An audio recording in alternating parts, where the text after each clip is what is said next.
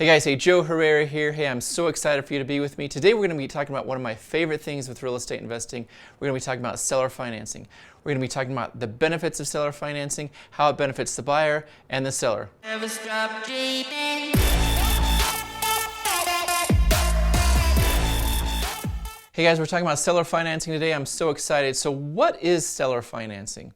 So seller financing is the seller is letting you pay them in payments like you would the bank. So that's a simple definition of seller financing. And why would a seller, or what are the benefits to a seller when selling with seller financing? So let's go over the benefits of the seller. So benefits of the seller. So they can get the highest price. They can get the highest price for their property, even above market value. Depending on how long you go with seller financing, they can get the highest price for their property, especially like if it's run down or if it's really hard to sell, they've tried to sell before, they can get the highest price because they're including the financing in the price, so they get top dollar for it. Second thing is cash. The seller can also get cash up front, just like they can with traditional financing, where the mortgage company gets cashed out. They can actually get cash with a seller financing.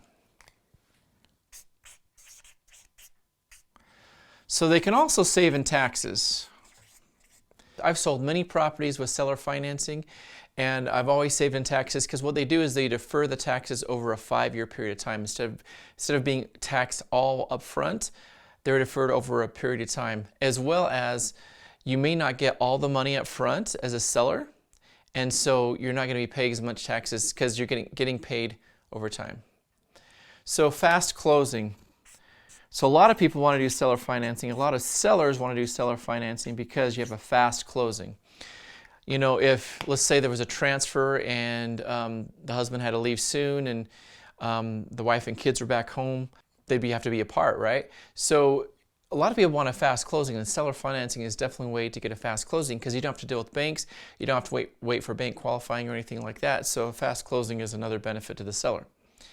So let's talk about the buyer for a minute. I've bought many homes with seller financing. So what are the benefits to the buyer? So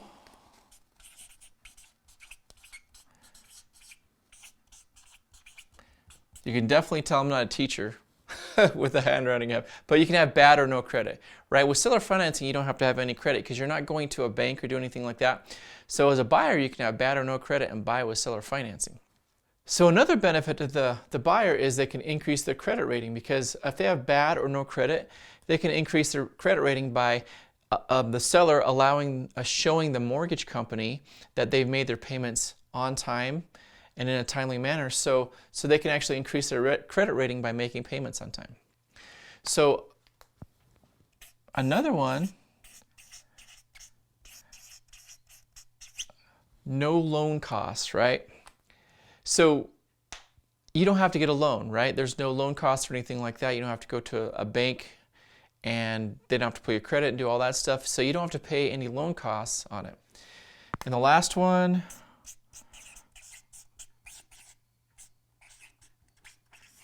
is fast closing. So you can close on it fast as a buyer and a seller. So these are all the benefits of seller financing.